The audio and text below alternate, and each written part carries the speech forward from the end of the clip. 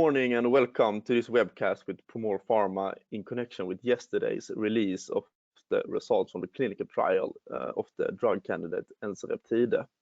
I am joined by company CEO Jonas Ekblom to discuss the results and the company's current situation. My name is Filip Stenberg, analyst at Västra Hamnen Corporate Finance, and I will be your moderator today.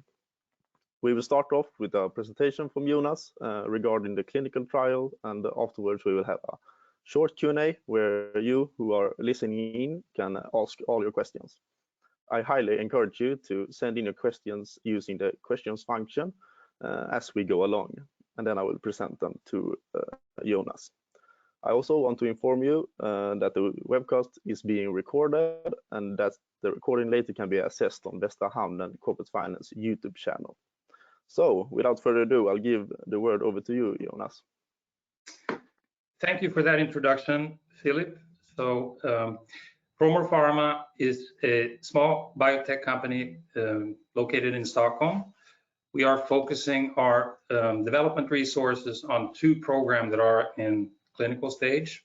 It's the program Ensereptide, where we yesterday released data from a phase 2 clinical study in the prevention of dermal scarring, and the other program is Ropocamptide, which is aimed as a new treatment for venous leg ulcers. And in both of these areas that hold a very significant market potential, there are today no available prescription pharmaceuticals. In the presentation today, I will exclusively talk about Ensereptide and about the clinical study that we have performed. Just in short, both of these investigational medical treatments are peptides. These are human sequence peptides, so endogenous peptides, and both of them have multiple function. In the case of Ensereptide, it's a 25-mer cyclic peptide, and it is synthesized with organic solid phase synthesis. And in both of our programs, we're aiming for topical administration of the investigational medical drugs. This means that from a safety perspective, they seem to be very well tolerated and very safe in use. So about the program on skin scar prevention. So the dermal scarring is a large medical problem. It is assumed that in more than 10% of all surgical incisions, there is a resulting long-term or permanent scar on a location on the body where you normally do not want to have a scar. So face, neck, chest, abdomen. Subset of patients are very prone to develop hypertrophic scars or keloids, and in those subjects, the probability of having a permanent scar can be 50% or higher. And the problems with scars, aside from the dysesthesia, so aside from the fact that you get an undesirable cosmetic or look of the scar, they can also cause, for instance, itching. And today there are really no effective treatment. There's hundreds of products available on the market, medical device type of products, but there's no market leader. So there's a tremendous opportunity for a new effective treatment to either prevent or to remove scars. Scar market is gigantic, and here we're talking about the market of products to either prevent or remove scars. It's been estimated for the last few years to be in excess of $25 billion annually worldwide. This is driven by an increasing frequency of surgical deployment. There's an estimated 300 to 350 million surgical procedures that are conducted annually. And the segment of this market that we are focusing or have intended to focus on is the segment of hypertrophic scars and keloids, which account for an estimated 40% of the marketplace. So an addressable marketplace of in the order of $10 billion annually. Our product concept consists of an active peptide. This is a fragment of the human protein lactoferrin. And this peptide is a naturally occurring fragment. It is anti-inflammatory and it is pro-fibrinolytic. And inflammation and fibrinolysis or lowered fibrinolysis are postulated in the scientific literature as being the two cornerstones for the formation of scars. So for that reason, this unique mechanism of action should be ideal for scar prevention. Our product is composed as a kit consisting of two syringes, one syringe that contains the peptide solution and another one that contains hyaluronic acid, a viscous carrier. And prior to the application, the contents of these two syringes are mixed, and then it's one single dose that is applied in conjunction with the surgical procedure. So single dose administration. The clinical study that we have been working on for a little bit over than a year now has a protocol involving 24 patients. These are actually healthy volunteers. These patients, after screening, come in for their second visit, and at that visit they have obtained 6 small surgical incisions. These are full thickness incisions, so they are like any surgical incision. And then on the same day of obtaining these incisions, the patients have been treated with either active or placebo. And the elegant thing with doing several incisions on each patient is that each patient will receive treatment with Ensereptide on some wounds and placebo on some other wounds. So we can use each patient as its own control and thereby eliminate some of the variability that is caused by inter-individual variability. Then the patients have had a number of visits, and on visit 6, which is the last clinic visit, these patients have been rated for a number of clinical rating scales, photographies have been taken, and also biopsies have been collected for histopathological analysis. We have worked during the winter here with the histopathological analysis, which has been the largest bulk of work in this clinical study. We've enrolled these patients from one clinical site, and that has been in Uppsala, Sweden. The endpoints of these trials is divided into 3 categories, as you typically see in a phase 2 clinical study. There's a primary endpoint involving safety and tolerability. The primary endpoints have been the incidence of local reactions, the frequency of pain and itching, the frequency of wound infections, any occurrence of delayed or impaired wound healing, and the frequency and seriousness of adverse events in general. Then we've had 2 secondary endpoints, which have been clinical rating scales of scars, the Vancouver scale and PHSU05. And thirdly, we've had a large set of exploratory endpoints involving histopathological analysis and immunofluorescence analysis.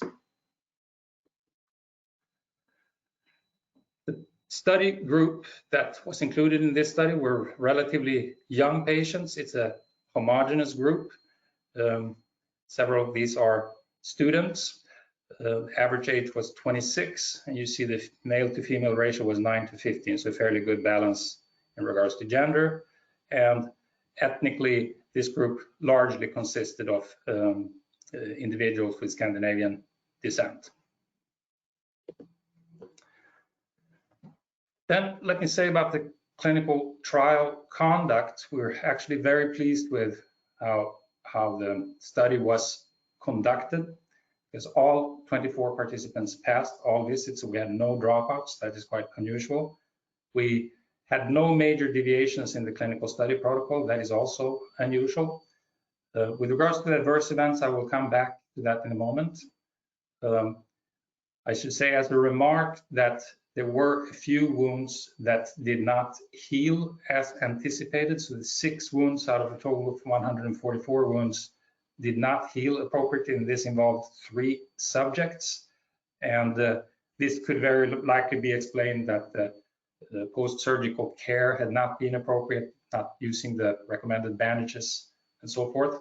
And these wounds that had not been fully epithelialized at the last visit, when the final endpoints were measured, they were not included in the efficacy study. And the histopathological analysis package was completed at the very end of February when we communicated that we had a clean file milestone in this project. The clinical study protocol also contained a questionnaire about the drug administration. We did this because this is the first time that actually this drug product has been utilized in the context of dermal scarring. So we wanted to understand if the applicability and the administration scheme was appropriate. And the outcome of this questionnaire was actually really comforting. It was very good. So if we take, for instance, the question, how did you experience the administration time? And this is answered by the healthcare professional that has administered the drug. And they had a wide variety of options to select from, but all of the healthcare providers rated the administration time as either fast or very fast. And then when they rated the administration process, and again here there were a wide range of possible options ranging to very complicated or impossible, but all of the healthcare providers rated this as either simple or very simple. And on the question if the administration volume, in this case it was 1/10 of a milliliter, was an appropriate volume for a wound of this size, then all of them answered yes, it was an appropriate volume. And on the question how they experienced the instruction for using the product kit, all of the users rated this as sufficiently detailed. So there seemed to be no confusion about it. It seemed to be straightforward and uniform usage of the kits. Now, the primary endpoint in this study was safety and tolerability, and that is perhaps the only really neat thing about this study, as you will see, but safety and tolerability wise, there were no differences between the groups. So no difference in the frequency of local reaction, no difference in terms of pain at the wound site, no difference in itching, no difference in the occurrence of wound infection, and there were no difference in wound healing impairments in between the two groups. We recorded a total of 66 adverse events. The vast majority of these were documented as mild, and there were a few that were rated as moderate. The moderate ones in most cases involved pain on the first day right after receiving the wounds. And I should say these adverse events contain everything. The vast majority of them were rated as probably not related to the study drugs. So you have things such as COVID. A few of these subjects took COVID vaccine and had a post-vaccine illness. You had things such as dysmenorrhea. You had some patients that had headaches. You had a few common colds, of course, and I should say a person that has a common cold and report that on 2 visits, that will be recorded as 2 adverse events. So the vast majority of these adverse events was actually not related to the wounds. So safety-wise, Ensereptide was concluded to be safe and well tolerable. Now, the disappointment for us was, of course, really large when we looked at the secondary endpoints, and we received the final tables, figures and legends yesterday morning. And we could only conclude, and this is the Vancouver scar scale. This is a scale that was implemented sometime in the early 90s and has become like a golden standard to assess scars. You see that the average scores here, if you compare placebo to active, there is no average difference, there's no median difference. The variability seems to be very similar. So there's actually no evidence of efficacy when looking at this rating scale. And the picture is unfortunately the same also when we look at the patient and observer scar assessment scale, POSAS. This is a scale that is involved 2 subscales, one where the patient rates his or her wounds and one where the observer, where the physician rates the wounds. Physician and the patient, they rate their wounds on the same day, and their scores are blinded for each other. The maximum score in the patient scale is 60, and that is also the same in the observer scale. It's 60. So the worst imaginable wound that you can have would result in 60 in both of those scales. I should say the patients and the observers, they don't rate the same features. So the patients, for instance, rate things like itching, stiffness in the wound, while the physician more objectively rates scar-related physiology, so to speak. And you see here at neither the patient score nor the observer score are there any significant difference between active and placebo, unfortunately. So the overall conclusions here: the clinical trial was well controlled and conducted. The application process seems to have worked really well. It was fast and uniform. We concluded that Ensereptide was safe and well tolerated. There were no tendencies, however, in the effectiveness on scar formation when we compared Ensereptide with placebo. And I should say that even though the population was relatively small, we regard this data as sufficiently reliable. We have had a very high level of protocol compliance, and we have a design where each patient can be or receive both active and placebo. So we removed some of the inter-individual variants, and we had a large battery of histopathological assessments that I'm not going to go into here, but in principle, we see no difference neither in those studies. So in the end here, excellent clinical conduct. We feel really good about that. Safety and tolerability was no difference from placebo, so the primary endpoint was met. However, the secondary and exploratory endpoints were not met. We have no evidence for clinical efficacy, and I should stress that ropocamptide, which is our other project, is not impacted by this because that is a completely different molecule with a different mechanism of action. So with that, I want to thank for the attention here, and I will turn it back to Filip, and I would like to take questions as they come up. Thanks a lot, Jonas, for the presentation. I highly encourage all of you who are listening to ask your question, as that it's time for the Q&A right now. But I thought I would start. So we've seen in previous studies of Ensereptide that has been a positive effect on scarring. How come there has been no effect to be seen in this study? Well, obviously, we did not anticipate this outcome. As you say, in preclinical studies, we've seen a potent effect of Ensereptide. We've seen effect in another phase 2 study when it comes to scar in conjunction with tendon injuries. And here we actually see no effect. And the only conclusion that we perhaps can make is that the understanding of scarring mechanism is still somewhat limited. We see in some other therapeutic areas similar things. To take a simple example, the non-steroidal anti-inflammatory agents such as ibuprofen, they inhibit prostaglandin production.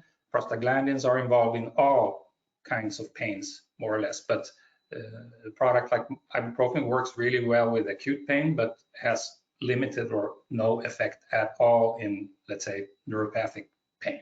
There's many examples from cancer, etc., where you see similar things that in one clinical context you can have significant efficacy and you do not have it in another context. So we don't fully understand this, but we feel very confident that the study conduct, that the production of the study materials and so forth has been at the highest quality. So we will have to go back and integrate and see how we interpret this. I see. When you have these results, are you planning any further activities with the Ensereptide project, or does this result mean the end of the project? It's too early to say that. We've received the confirmation of these data yesterday morning. We now need to go back and try to cross-compare how this looks in relation to our other documentation we have on Ensereptide, and then the management and board of directors need to discuss what this means for the project. But naturally, this is a setback. Yeah, I see. Could you elaborate a bit on what this means for the company's situation and how it impacts Promore Pharma? Well, naturally, this potentially erodes value in one of our two programs. I don't want to comment on this until we've had an opportunity to integrate it at a deeper level, but I do want to stress that we do have another program that is unencumbered by this because it's a completely different study product. Yeah, I see. I thought we should go over to the other drug candidate. What is the status of the Ropocamptide project? How are you moving along there? Well, during the last 12 months, what we've been working on is to develop a new manufacturing process.